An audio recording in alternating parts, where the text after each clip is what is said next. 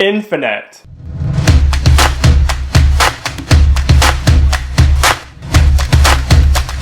Hello everyone and welcome back to my channel. I hope you're all well. In this video we are going to be reviewing Infinite, which is a science fiction action thriller movie that literally just got released on Paramount Plus. Now it's a really funny one with Infinite, as on the one hand it isn't that original and it has loads of aspects from other movies that you have seen before, and I will be elaborating upon this a lot more later on, and also it's really difficult to connect with the storyline and with the characters, as some moments, especially in the middle of this movie, are pretty empty. However, on the other hand, it has a killer opening sequence with Dylan O'Brien, which is absolutely awesome, and also the villain in this movie is really well fleshed out. You really understand and can connect with their motivation and why they are doing what they are doing, and also some of the action sequences in this movie are pretty epic as well. So it's a really mixed bag with Infinite, and I'm going to be breaking it all down for you in this movie review. So the storyline in Infinite is based on the novel by Todd Stein, where there are a group of characters known as the Infinites, and they constantly reincarnate and remember the memories from their past selves. One of the Infinite members now sees this ability as more of a curse than a gift, and is turning on all of the other Infinite members and now wants to wipe out all of humanity so that he doesn't have to come back and relive everything again and again and again and remember everything from all of his past lives. So then the movie explores whether or not the Infinites can stop him. The only catch is, in order for Balthus to execute his plan, he needs an artifact known as an egg, which is the equivalent to Thanos' Infinity Gauntlet, and the location of this is stuck in the memory of the lead protagonist, who is a character called Evan, and he cannot remember where this is. So it's a really interesting premise, but I just feel like they could have done a much better job in how they executed this movie. Now, from a positive point of view, this movie is really cool because conceptually they've got a really interesting idea here, and there are glimmers of brilliance scattered across this movie. In particular, the beginning of this movie, like I said before,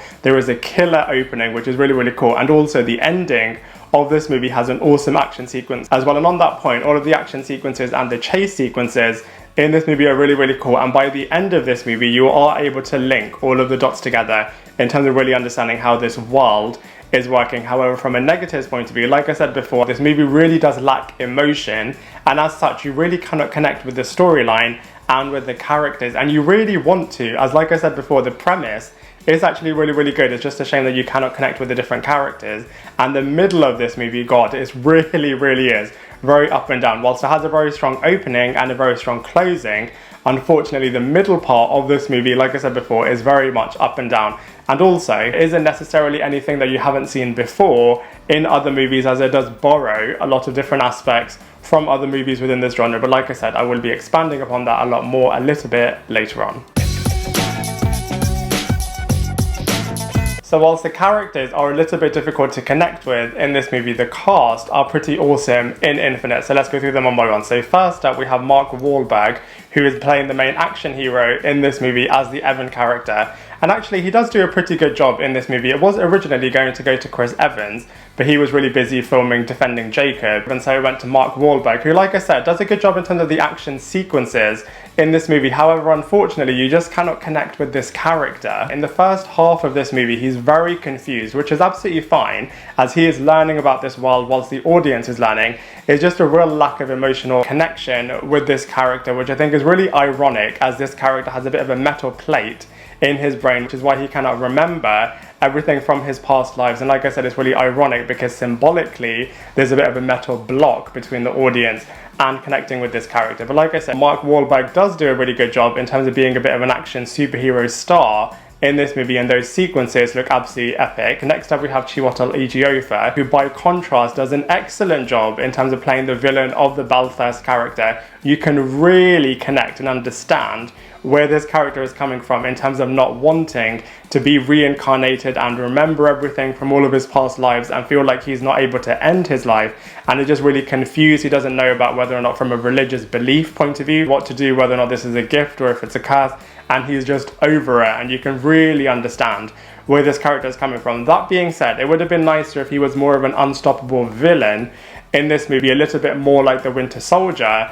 in the Captain America movies. But you know, that being said, at least you can really understand the motivation for this character. Next up we have Dylan O'Brien, who, like I said, did an awesome job in this movie with the opening number. The opening sequence in this movie was executed brilliantly by Dylan O'Brien. It's a shame that you don't see more of this character, but you know, the times that you do see him are pretty awesome. Next up we have Sophie Cookson, who is playing a character called Nora. She isn't in it that much, and she's definitely a secondary character. You do understand where this character is coming from. The difficulty and the emotional aspects of this character are actually executed pretty well. She just doesn't do that much, which is understandable, as they are trying to pack in quite a lot of stuff in this origin movie. But you know, that being said, for what she does do, Sophie Cookson does do a really good job. Next up we have Jason Mantzoukas, who is playing the artisan character, very much channeling the Jeff Goldblum's Grand Master character from Thor Ragnarok. Definitely in terms of the humor, his dress code, and the way that he executes this character, I just feel like I was watching Thor Ragnarok's character, which was pretty hilarious. Next up we have Johannes Haukur Johannesson, who was so badass and kick-ass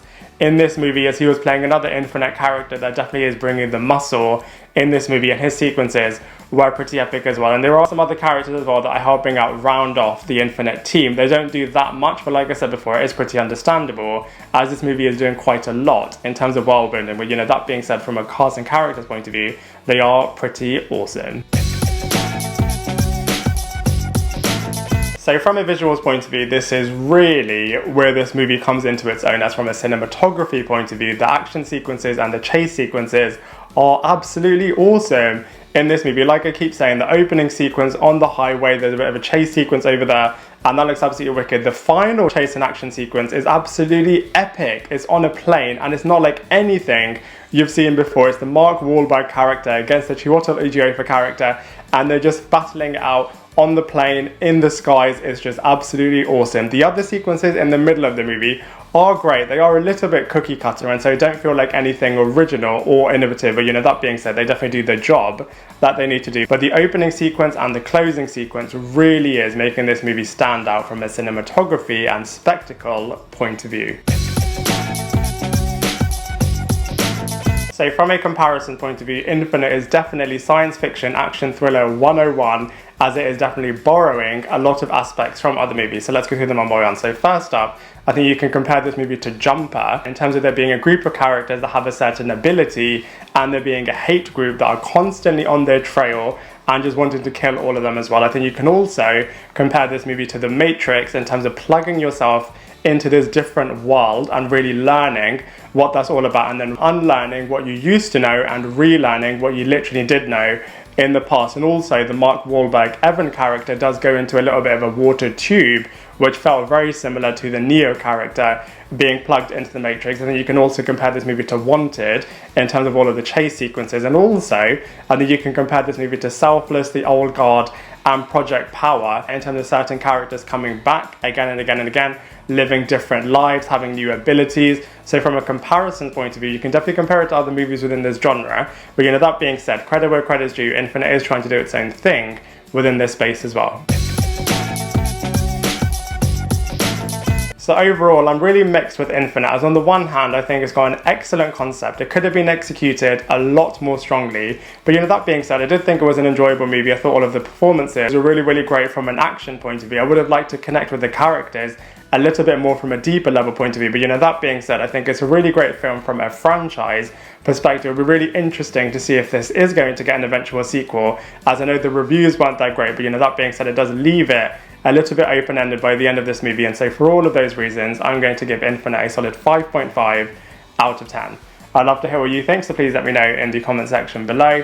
Otherwise, I look forward to seeing you in my next video.